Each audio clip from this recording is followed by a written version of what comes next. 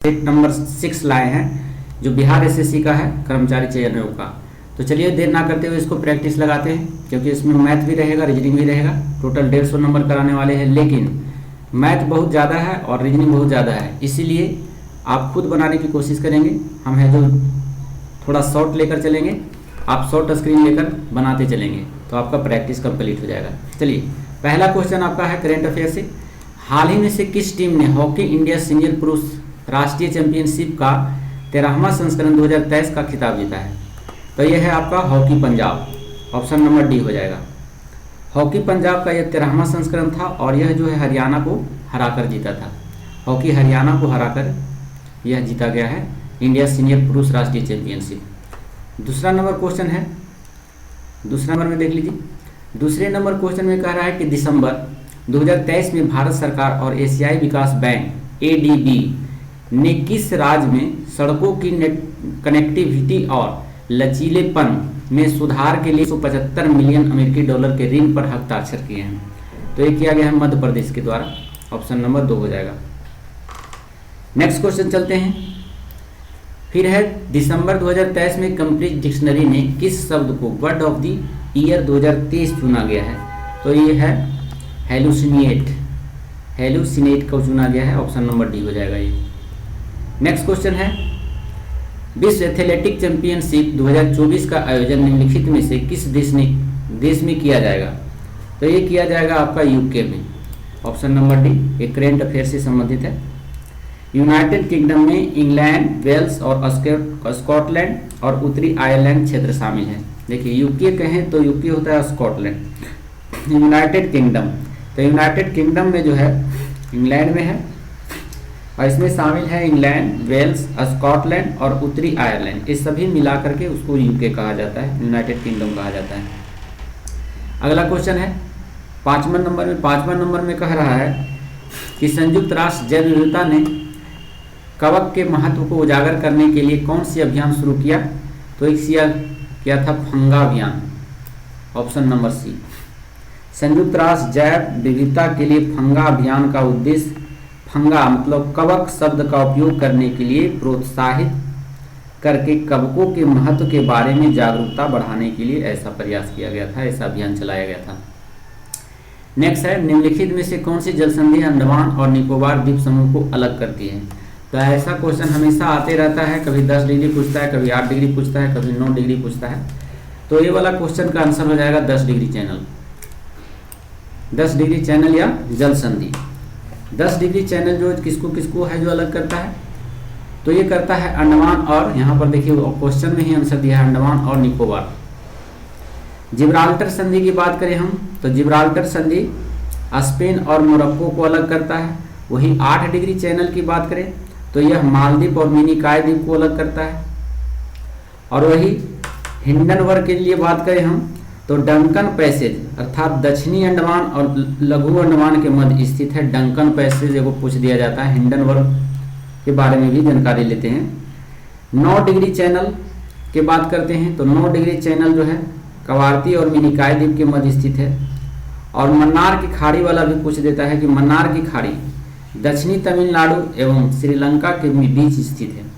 एगो पूछ देता है कोको चैनल, तो कोको चैनल जो है उत्तरी अंडमान और म्यांमार के बीच स्थित है। तो इतना क्वेश्चन आपको याद रखना होगा चैनल से संबंधित। 7वां नंबर क्वेश्चन है निम्नलिखित में से किस भारतीय राज्य की कोई तटरेखा नहीं है? तो ऑप्शन नंबर बिहार में कोई भी तटरेखा समुद्र से नहीं लगता है, जबकि गुजरात का लगता है, पश्चिम बंगाल, आंध्र प्रदेश का लगता है। नेक्स्ट निम्नलिखित में से कौन सा राष्ट्र बिम्स्टेक संगठन का सदस्य नहीं है? बिम्स्टेक में सदस्यों की संख्या की बात करें तो भारत में कुल जो है 7 राज्य हो गए। जैसे बिम्स्टेक का सदस्य है बांग्लादेश, भारत, म्यांमार, श्रीलंका, थाईलैंड, भूटान और नेपाल।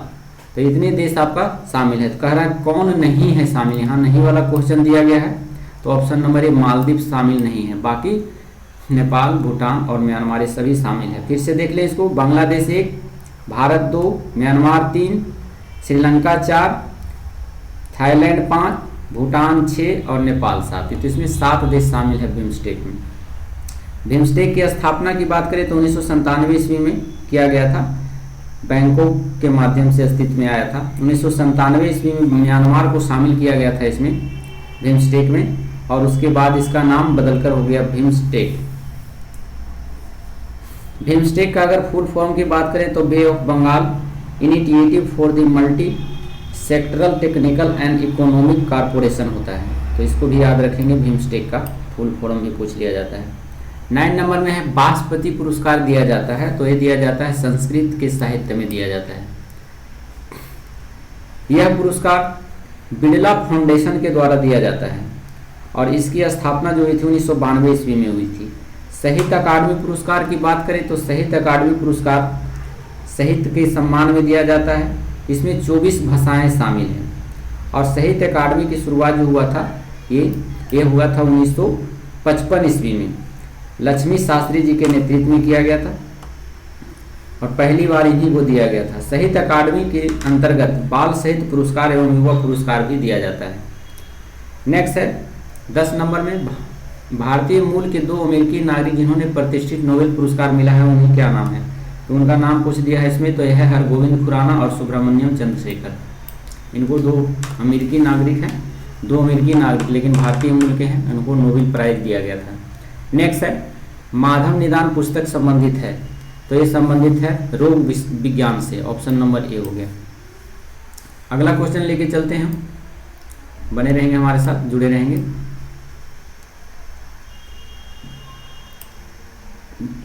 हमारे साथ जुड़े रहेंगे थोड़ा। चलिए देखिए अगला क्वेश्चन आपका जो है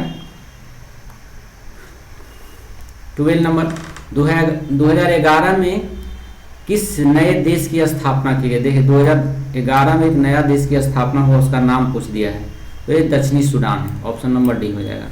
दक्षिणी सूडान की स्थापना 2011 ईस्वी में हुई है और यह जो है अफ्रीका का देश है, अफ्रीका में स्थित है, जिसकी स्वतंत्रता जो हुआ था 2011 में हुआ था। 9 जुलाई 2011 को स्वतंत्र हुआ, इसीलिए 2011 में एक नए देश की स्थापना हुआ जिसका नाम दक्षिणी सूडान है। यह विश्व का 196वां देश स्वतंत्र देश है जो संयुक्त राष्ट्र का 193वां सदस्य बना है। देखिए अगर एक क्वेश्चन यहाँ से डाउन निकल कर आता है जो बेहद इंपॉर्टेंट है, कह देगा संयुक्त राष्ट्र का 193वां सदस्य देश कौन सा है, तो यही दक्षिणी सूडान है जिसकी स्वतंत्रता मिली है 9 जुलाई 2011 को।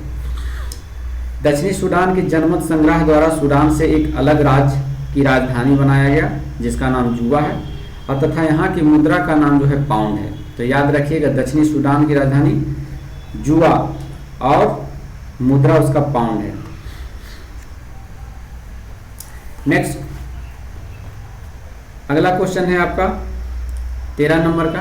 13 नंबर में कह रहा है तीसरा विश्व हिंदू सम्मेलन का आयोजन नवंबर 2023 ईस्वी में आयोजित किया गया था, तो यह आयोजित किया गया था बैंकॉक में, ऑप्शन नंबर सी हो गया। कह रहा हाल ही में से G7 का भी ग्रुप की बैठक की मेजबानी जापान में की गई थी, उसमें है जो 12वें विश्व हिंदी सम्मेलन का आयोजन विदेश मंत्री भारत सरकार द्वारा फिजी देश में नादी शहर में आयोजित किया गया था। देखिए 12वां विश्व हिंदी सम्मेलन जो हुआ था वह कहाँ किया गया था, वह फिजी देश में किया गया था, एक करेंट है, और नंदी शहर में किया गया था। 10 जनवरी को पूरी दुनिया भर में विश्व हिंदी दिवस को बढ़ावा देने के लिए विश्व हिंदी दिवस भी मनाया जाता है और विश्व हिंदी दिवस प्रत्येक वर्ष 14 सितंबर को मनाया जाता है। तो दोनों याद करना है, 10 जनवरी को पूरी दुनिया में हिंदी भाषा को बढ़ावा देने के लिए विश्व हिंदी दिवस, और विश्व हिंदी दिवस प्रत्येक वर्ष जो मनाया जाता है वो 14 सितंबर को मनाया जाता है। वर्तमान में भारत के लोकपाल की बात करें तो न्यायमूर्ति प्रदीप कुमार, तो लोकपाल के बारे में भी जान लीजिए। 14 नंबर क्वेश्चन में चलिए, 14 नंबर में कह रहा है वर्तमान में भारत के लोकपाल कौन है, तो लोकपाल है भी बताएं हम कि यह है ऑप्शन नंबर प्रदीप कुमार मोहंती। ये भी करंट अफेयर का ही टॉपिक है, तो इसको याद रखिएगा।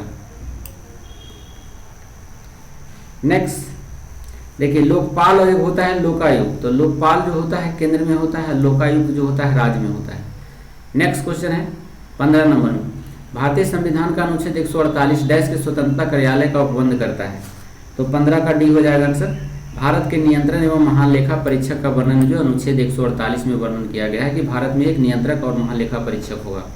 16 नंबर है जो आप मैथ से संबंधित है, मैथ आप लोग सोल्व करेंगे। परिमेयकरण करने के लिए आता होगा तो आप लोग कर लेंगे इसको। ऑप्शन नंबर इसका बी आंसर हो जाएगा। चलिए ये देखिए x का मान निकालना आसान है, 17 का डी हो जाएगा आंसर, आपका 6 आएगा। ये रिकरिंग का है, जोड़ करना है, ये भी आसान ही क्वेश्चन है, जोड़ दीजिएगा आपका सी नंबर आंसर आ जाएगा। 19 का देख लीजिए, इसका सी हो जाएगा आंसर। 21 का, 19 के बाद 20 कहाँ गया, 20 का बी हो जाएगा आंसर, और 21 का आपका डी हो जाएगा। यहाँ पर माफ कीजिएगा, थोड़ा आगे पीछे हो जाता है। 21 नंबर में चलते हैं।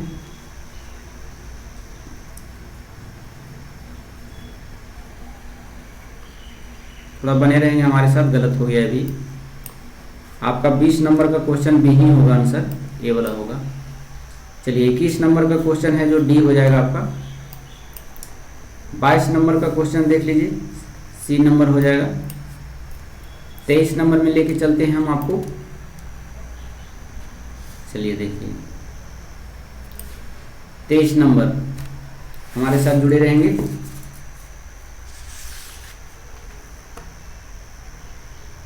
ये भी मैथ से संबंधित है, आप लोग शॉर्ट स्क्रीन लेकर बना सकते हैं इसे। चलिए देखिए 23 नंबर का आपका आंसर सी आ जाएगा। 24 नंबर का भी मैथ ही है, डी हो जाएगा इसका आंसर। 25 नंबर देख लें आप, ए हो जाएगा इसका आंसर। 26 का देखें, 26 का ए हो जाएगा।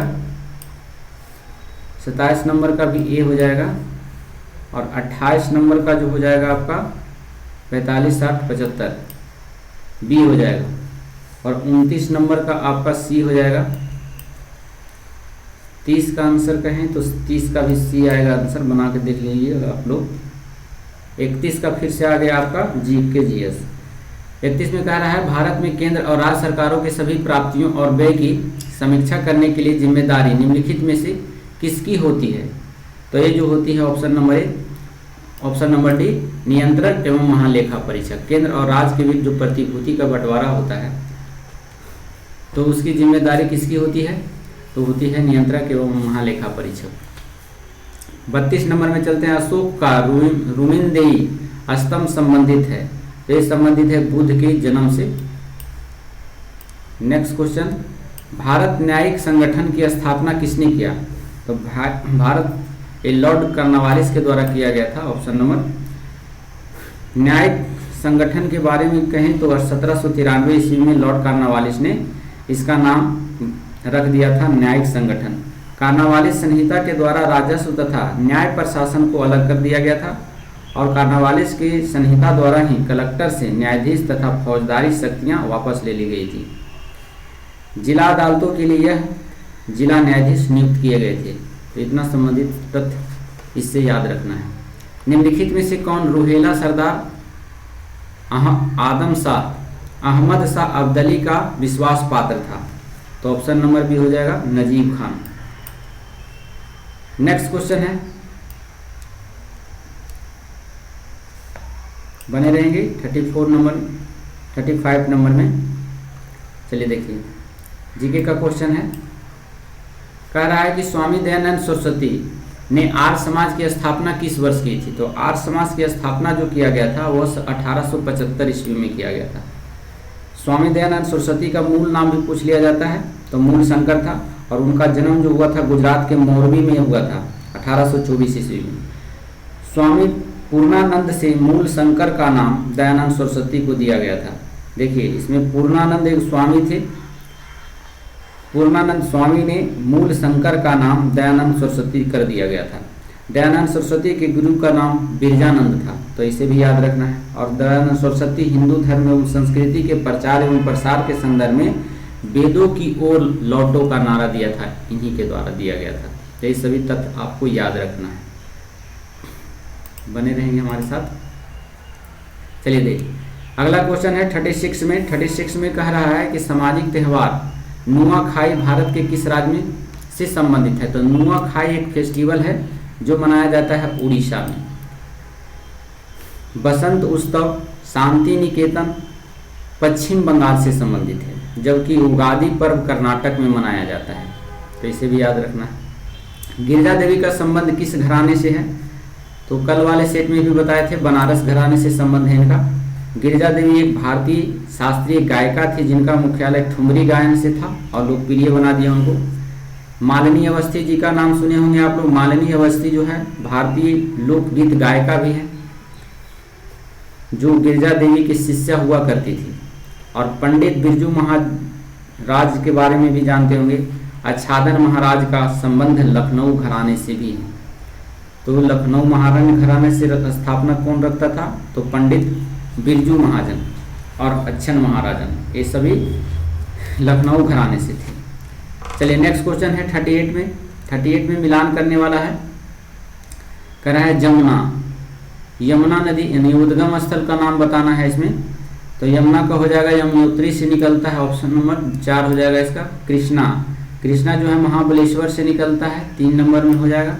गोदावरी जो निकलती है नासिक से, तो नासिक 2 में है। और महानदी निकलता है सिहावा से। ये सभी याद रखना है आपको। देख लीजिए यहाँ पर 38 का आपका ए हो जाएगा आंसर। यमुना नदी बंदरपुर श्रेणी के यमुनोत्री हिमनदी से निकलती है। और यमुना की सहायक नदी जो बहुत सारे नदी है इसकी, जैसे चंबल है, बेतवा है, केन है, टोंस है, हिंडन है, करेन है, सेंगर है, ये सभी जो है यमुना की सहायक नदी है।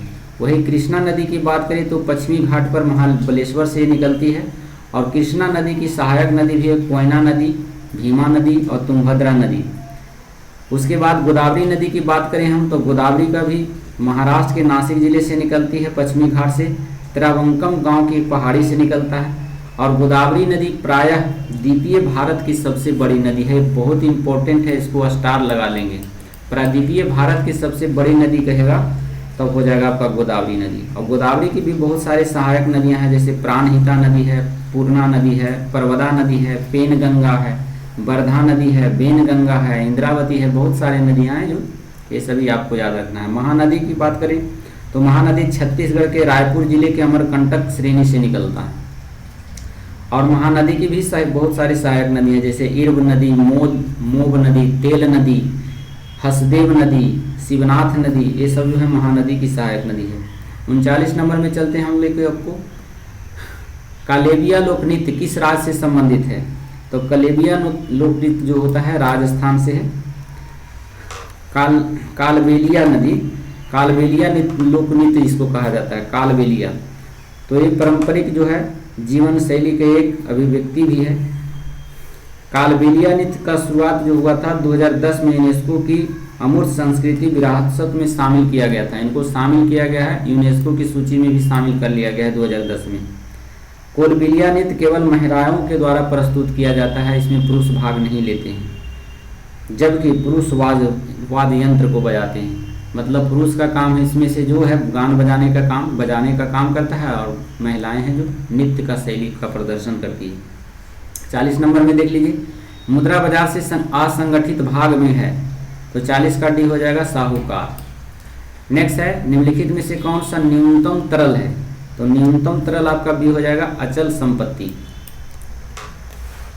नेक्स्ट है 42 नंबर में, निम्न में से किसे महात्मा गांधी ने ढहते हुए बैंक का आहरित उत्तर दिनांकित चेक कहा था? बहुत क्वेश्चन पूछा जाता है। कहा गया था क्रिप्स मिशन के बारे में, गांधी जी द्वारा कहा गया था कि अंग्रेजों का दिया हुआ एक चेक है।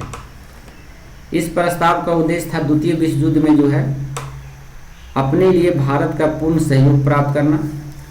सर स्टेफोर्ड क्रिप्स की अध्यक्षता में विंस्टन चर्चिल ने मंत्रिमंडल के साम्यवादी झुकाव वाले एक वरिष्ठ राजनेता को मंत्री के रूप में किया था। विंस्टन चर्चिल जो था 11 मार्च 1942 को क्रिप्स मिशन की घोषणा किया था।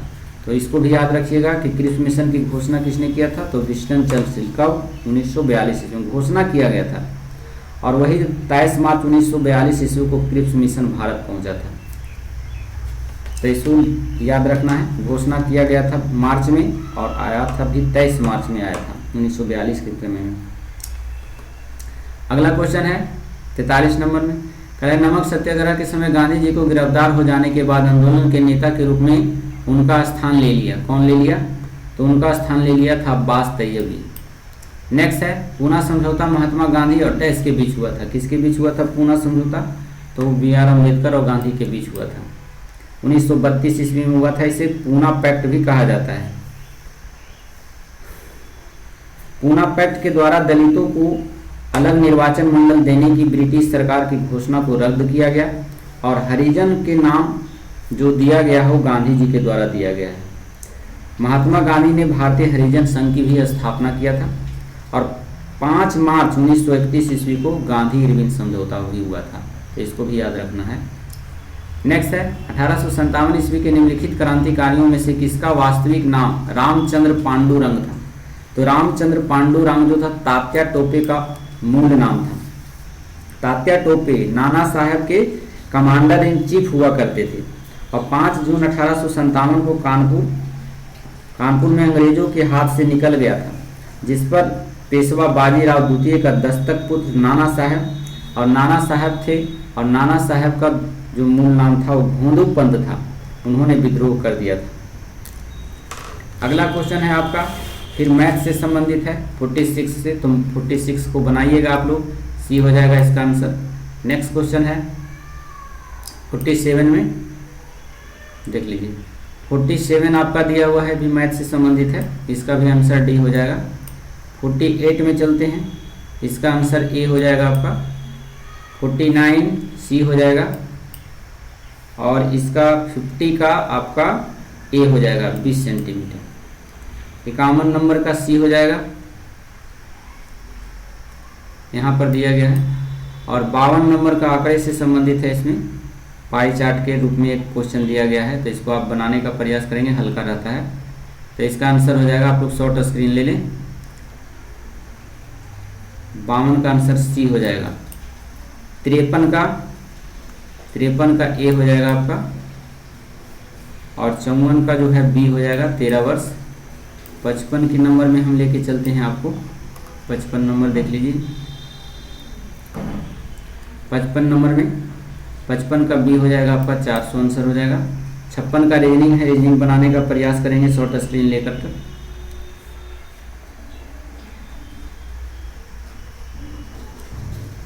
पचपन का गलत लिखा गया है, माफ कीजिएगा। 55 का आंसर डी हो जाएगा ये। 56 का आंसर देख लीजिए यहाँ पर, 56 का ए हो जाएगा। 57 का आप लोग खुद बनाइएगा, 57 में देख लीजिए, इसका भी आंसर ए आ जाएगा, आप लोग इसको कैलकुलेट कर लीजिएगा। 58 नंबर में देख लीजिए सी हो जाएगा ये।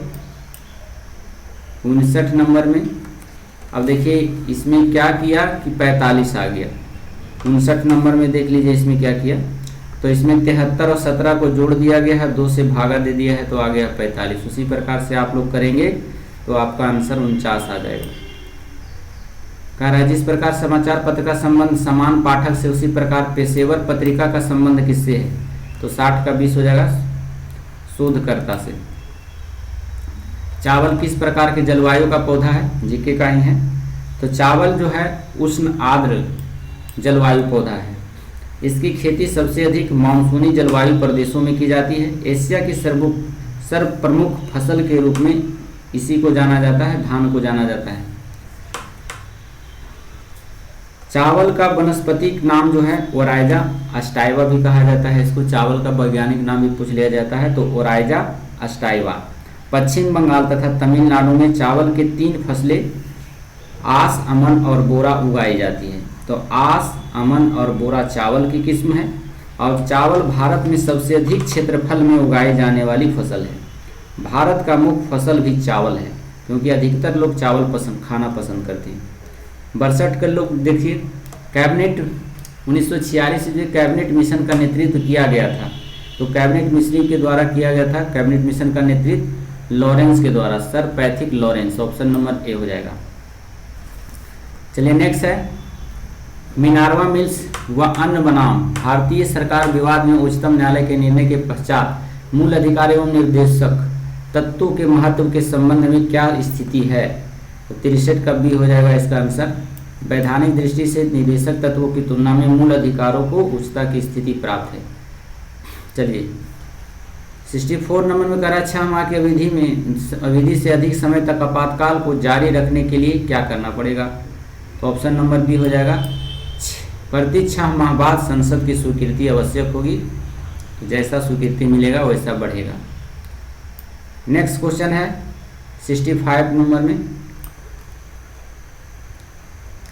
बांग्लादेश को पाकिस्तान से आज़ादी कब मिली थी? ये बहुत इंपॉर्टेंट क्वेश्चन है, ऐसे सब भारतीयों को याद रखना चाहिए। 1971 में बांग्लादेश को आज़ादी मिली थी। पाकिस्तान इस पर बहुत अत्याचार किया करते थे, जिसके कारण भारत के सहयोग से बांग्लादेश अलग हुआ। 1971 की लड़ाई में पाकिस्तान के 93,000 सैनिकों ने समर्पण किया इंडियन आर्मी के साथ। नेक्स्ट क्वेश्चन है 76 नंबर में, इसके बारे में और विस्तार से जानना चाहते हैं तो हमारे कमेंट बॉक्स में लिखें। भारत, बांग्लादेश और पाकिस्तान तीनों का एक वीडियो अलग से सेपरेट रूप से बना देंगे आपके लिए। नेक्स्ट 66 में चलिए, 66 कह रहा है गुट निरपेक्ष आंदोलन नेम के संदर्भ में निम्नलिखित में से कथनों पर विचार कीजिए। तो ऑप्शन नंबर देख लीजिए, इसमें ये दोनों सही हो जाएगा, ए और दो दोनों सही। इसकी उत्पत्ति जो 1955 ईस्वी में आयोजित बांगडुंग सम्मेलन में हुआ था, जो सत्य था और सदस्यता के लिए एक शर्त के रूप में गुट निरपेक्ष आंदोलन के राज बहुपक्षीय सैन्य संगठन का हिस्सा नहीं हो सकते। ये भी कथन आपका सही है। 67 नंबर में चलते हैं, निम्नलिखित में से कौन सा सुशोभित नहीं है? तो सुशोभित नहीं है, देख लिए, रूस की राजधानी मॉस्को है, बिल्कुल सही है।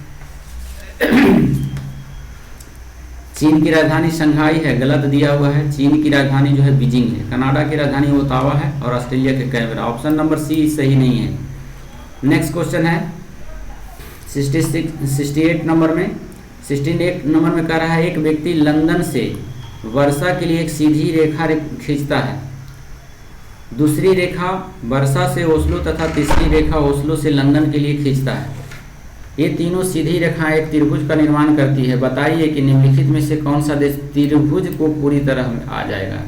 तो ये डेनमार्क त्रिभुज जो है पूरी तरह में आ जाएगा, क्योंकि डेनमार्क का जो है आकृति है वो त्रिभुजाकार है। नेक्स्ट चलते हैं हम लोग 2001 की जनगणना के अनुसार निम्नलिखित में से किस राज्य में सर्वाधिक 9 लिपियां प्रचलित है?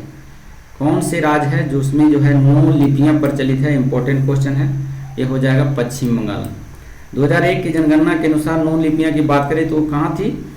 वो पश्चिम बंगाल में। 11वीं शताब्दी के पूर्व भारत से मिले अभिलेखों में बांग्ला लिपि का साक्ष्य पाया गया था।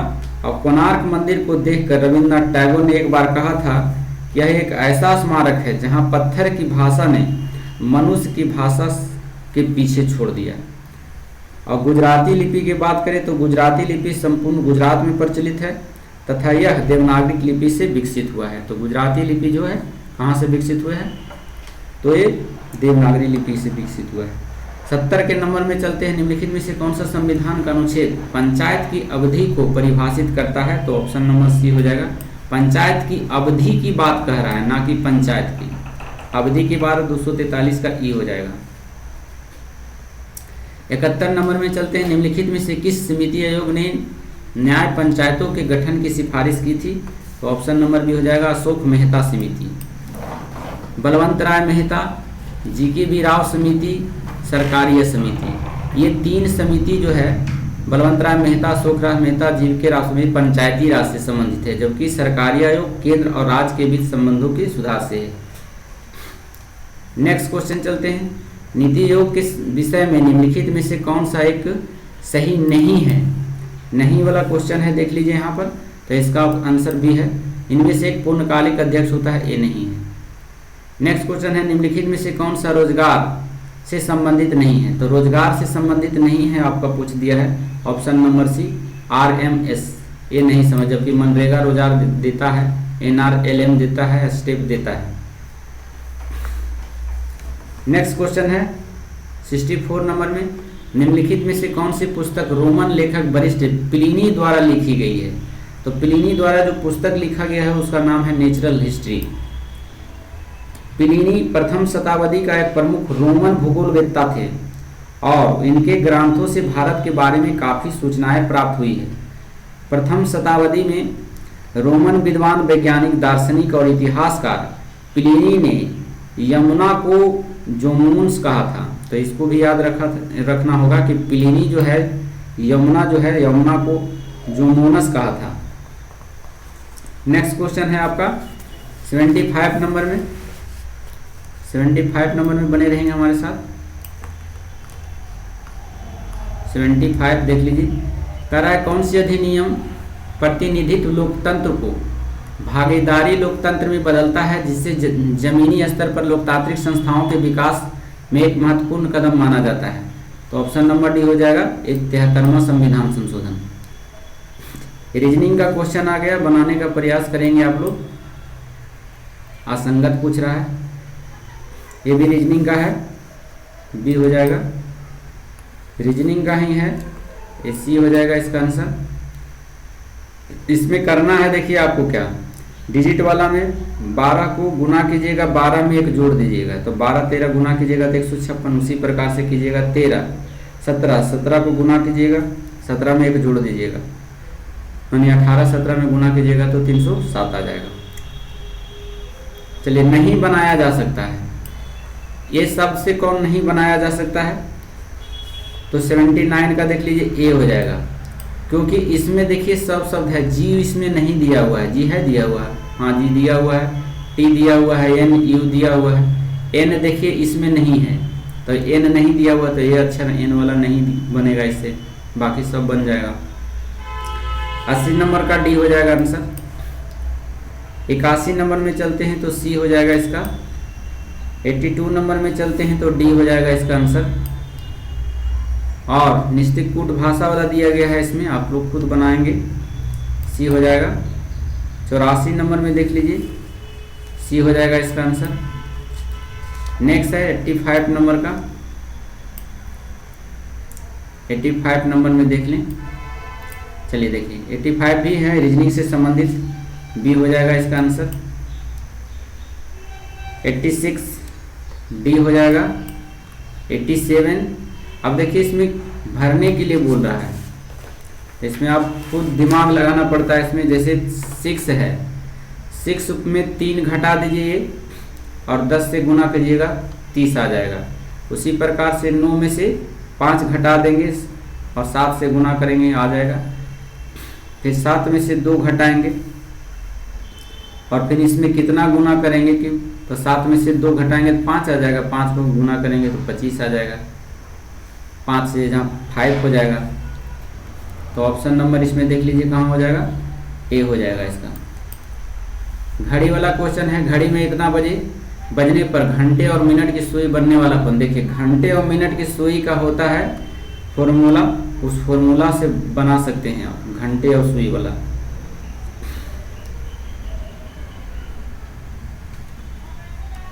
तो इसका होता है घंटा गुने 30 माइनस मिनट गुने 11/2 से गुना कीजिएगा। घंटा गुने 30 और मिनट गुने 11/2 से गुना करेंगे तो आपका आ जाएगा ऐसे, घंटा h इंटू 30 माइनस 11/2 गुने मिनट। इस पर बनाइएगा तो आपका आंसर निकल करके यहाँ पर आ जाएगा डिग्री में, 88 का ए आ जाएगा। 89 नंबर में चलते हैं। कुछ स्टूल जो है ये आपको बनाना होगा वेन डायग्राफ से। कुछ स्टूल टम्बलर है, यानी कुल स्टूल जो है टम्बलर है, तो ऐसे ही मान लिया जाए कुछ स्टूल है तो कुछ स्टूल जो है टम्बलर है, ऐसे करके बना सकते हैं। और फिर कह रहा है कुछ टम्बलर गाइडनर है, तो कुछ टम्बलर है तो यहाँ गाइडनर हो जाएगा। तो देख लीजिए यहाँ पर ये कौन सा आंसर सही है आपका। 89 का ये सही है। चलिए नेक्स्ट, फिर वही वेन डायग्राफ का 90 नंबर का है। कह रहा है कि हाइलाइटर इरेजर, तो हाइलाइटर और इरेजर दो अलग अलग ऑब्जेक्ट हैं, लेकिन यह स्टेशनरी के अंतर्गत आता है, तो ऑप्शन नंबर ए हो जाएगा ये। जफर खां दिल्ली का क्या आ गया है आपका। जफर खां दिल्ली सल्तनत के निम्नलिखित में से किस शासक का प्रसिद्ध सेनापति था, तो सी हो जाएगा अलाउद्दीन खिलजी का सेनापति जो था जफर खां था। उसकी बात करें, जफर खां जो था मंगोलों से युद्ध करता हुआ मारा गया था, ये भी आप याद रखिएगा। जफर खां मंगोल से युद्ध में मारा गया था, जफर खां के शौर्य और भारतीय सेना की धीरता से मंगोल काफी भयभीत हो गया था। अलाउद्दीन खिलजी के समय में मंगोल आक्रमण का उद्देश्य भारत विजय तथा प्रतिरोध की भावना थी और 1297 से 98 ईस्वी में टॉम्स ऑक्सियन के शासक दावा खां ने 1 लाख से अधिक सेना भारत पर आक्रमण के लिए भेजा और अलाउद्दीन खिलजी ने जफर खां और युलुग खां, देखिए जफर खां भी था और युलुग खां, ये दोनों सेनापति था, अलाउद्दीन खिलजी था, तो उनके विरुद्ध भेज दिया कि जाओ लड़ाई करो और मंगोलों को जलंधर के निकट परास्त कर दिया गया। अलाउद्दीन खिलजी के शासनकाल की बात करें तो 1296 से लेकर 1316 ईस्वी तक रहा था उसका। नेक्स्ट क्वेश्चन चलते हैं हम लोग 92 नंबर में। 92 नंबर में चलते हैं। भारत में किस वर्ष में प्रस्तुत किया गया बजट को काला बजट कहा जाता है? तो काला बजट कहा जाता है ऑप्शन नंबर 1973 से 74 ईस्वी में जो बजट प्रस्तुत किया गया उसको काला बजट कहा जाता है। क्यों? क्योंकि केंद्रीय बजट 1973 से 74 ईस्वी में भारत को काला बजट के नाम से जाना जाता है। इसलिए जाना जाता है कि बजट घाटा जो है 550 करोड़ रुपया का हुआ था, मैंने इसमें पूरा घाटा ही घाटा हुआ था इस बजट में, इसीलिए इसे काला बजट कहा जाता है 1973 से 74 ईस्वी में।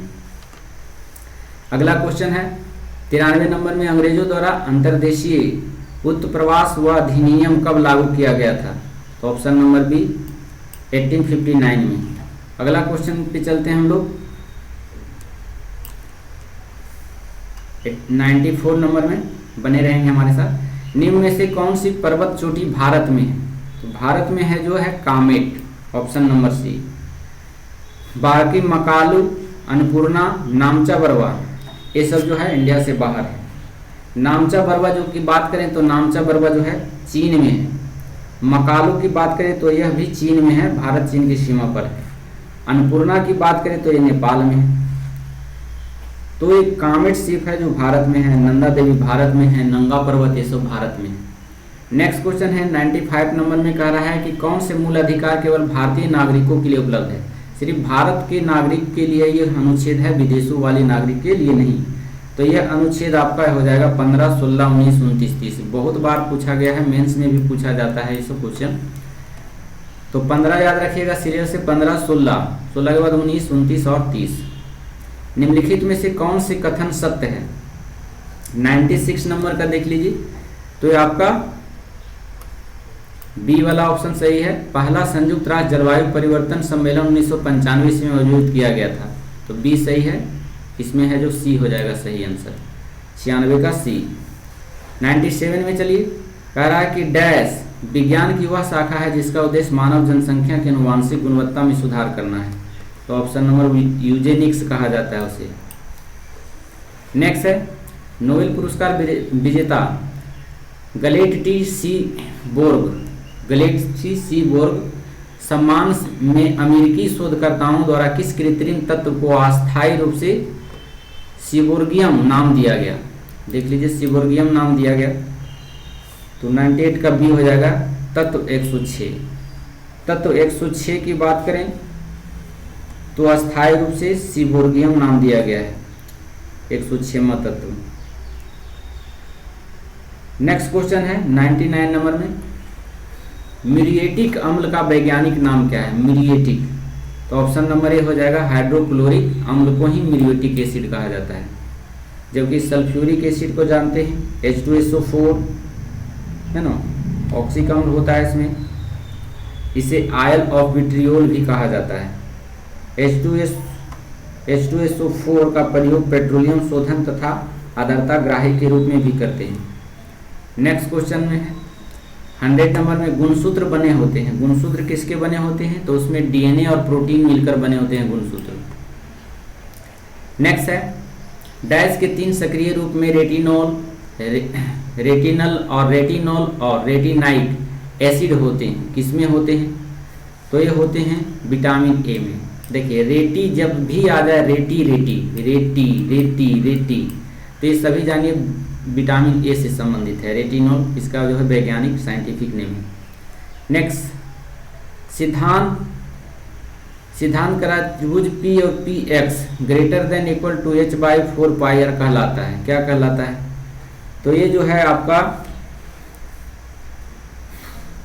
ऑप्शन नंबर बी है हाइजेनबर्ग के अनिश्चितता का सिद्धांत, इसी को कहा जाता है हाइजेनबर्ग का अनिश्चितता का सिद्धांत।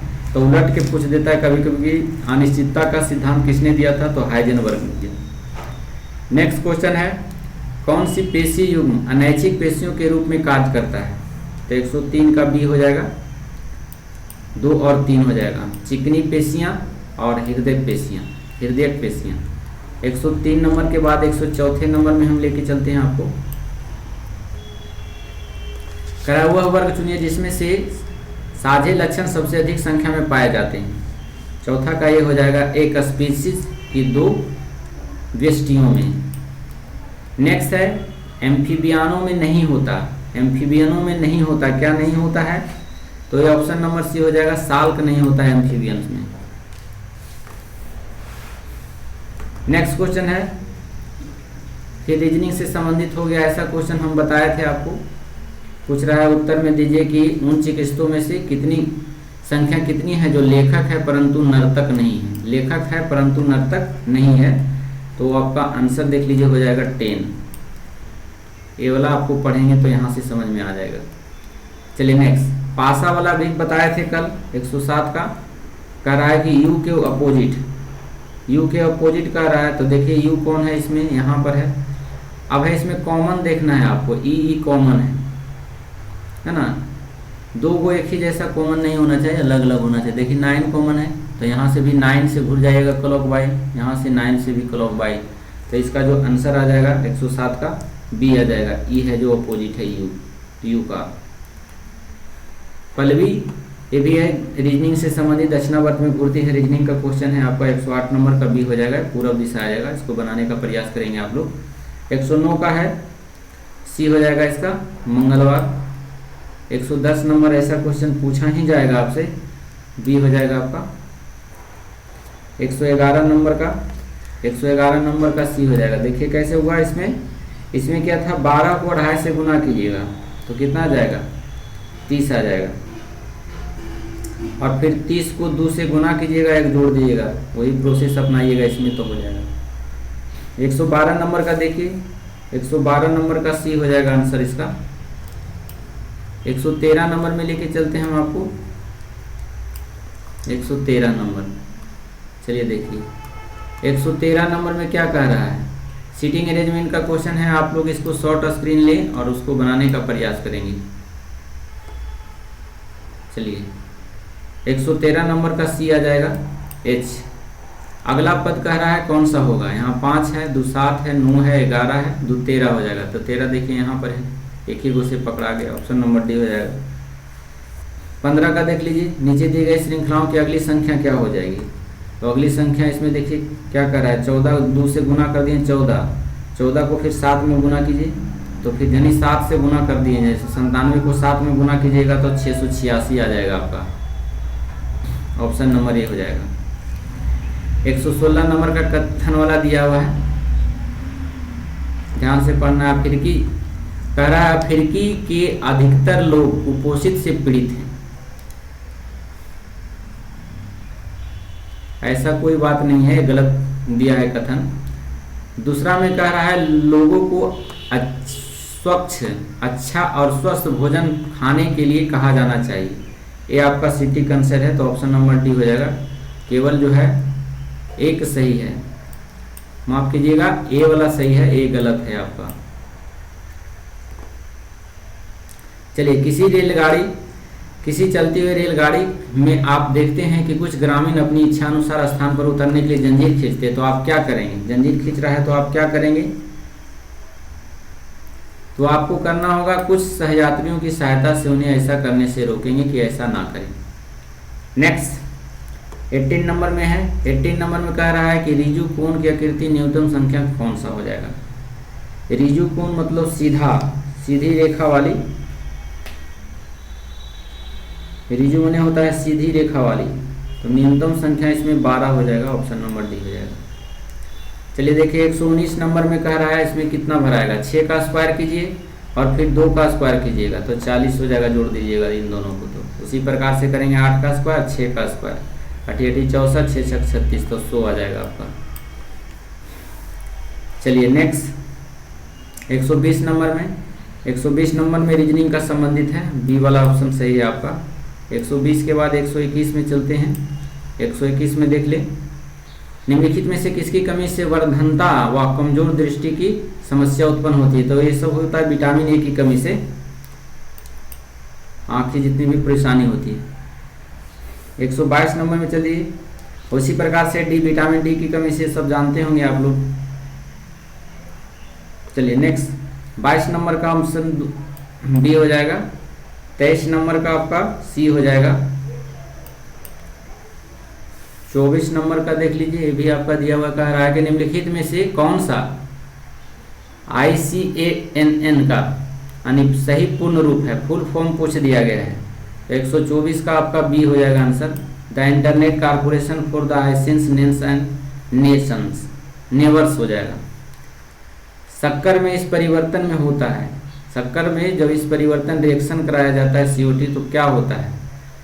तो 125 का ये हो जाएगा आपका ऑक्सीकरण होता है। नेक्स्ट, यौवनारंभ पर वृक्षणों एवं निम्नलिखित में से कौन सा कार्य नहीं होता है? यौवनारंभ 126 का देख लीजिए, सी हो जाता है इसका आंसर। 3 और 4 ये हो जाएगा 3 और 4। ऊपर का विकास एस्ट्रोजन का स्राव नहीं हो सकता। निम्नलिखित में से कौन सा विलयन में विद्युत का चालन नहीं होता है?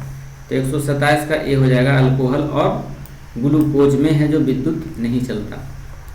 नेक्स्ट, गलत वाक्य चुनिए। 128 नंबर में कह रहा है गलत वाक्य चुनने के लिए आप लोग चुन सकते हैं ऑप्शन को पढ़ करके।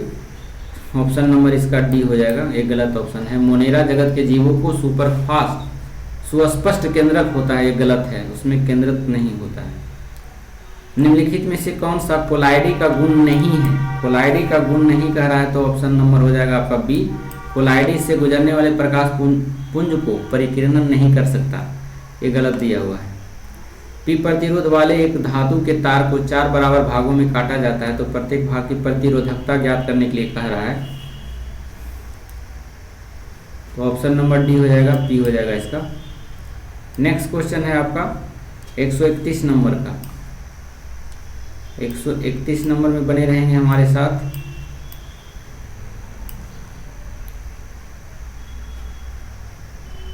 हमारे साथ जुड़े रहेंगे।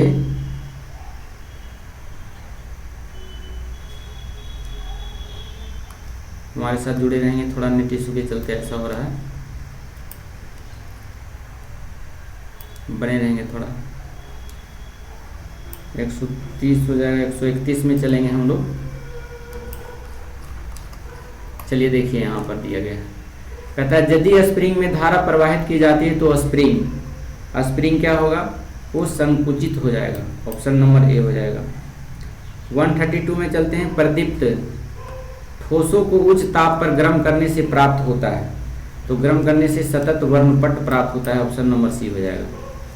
नेक्स्ट क्वेश्चन है आपका, पदार्थ के निम्नलिखित वर्गों में से कौन से वर्गों में केवल अजैव निम्नकरणीय वस्तुएं शामिल हैं?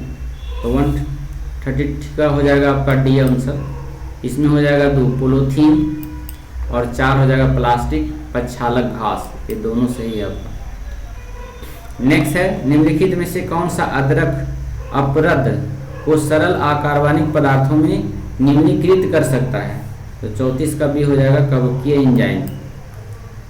एवेस्टस के कारण होने वाले प्रमुख रोग कौन सा होता है? तो ये हो जाएगा एम्फेसेमा रोग हो जाता है। यह धूल कण से भी होता है। 136 में आ जाइए, रीजनिंग का है। रीजनिंग में आप लोग इस दर्पण दिया है, दर्पण में कह रहा है प्रतिबिंब कैसा बनेगा, तो कहे थे उलट देने के लिए, तो उल्टेंगे तो इसको ऑप्शन नंबर डी जैसा प्रतिबिंब बन जाएगा इसका। तो हमारे साथ बने रहने के लिए वीडियो में बने रहेंगे। चलिए नेक्स्ट क्वेश्चन है आपका, हमारे साथ जुड़े रहेंगे। चलिए देखिए, फिर कह रहा है आपका रीजनिंग से संबंधित है, रीजनिंग से संबंधित है। इसका आंसर देख लीजिए, आप लोग बना लेंगे इसको, आंसर नंबर ए आ जाएगा इसका। कुछ दुकानें पार्क है, इस टाइप का वेन डायग्राफ से आप बना सकते हैं, या फिर या इसका और दूसरा रूल आपको पता है तो आप दूसरे रूल से भी बना सकते हैं। बनाने का तरीका अपना अलग अलग होता है। चलिए देखिए 138 में देख लीजिए, ये भी उसी प्रकार से है। 138 का आंसर बी हो जाएगा इसका। आप लोग शॉर्ट स्क्रीन लेकर बना सकते हैं। चलिए 138 के बाद 139 में चलते हैं हम आपको लेकर।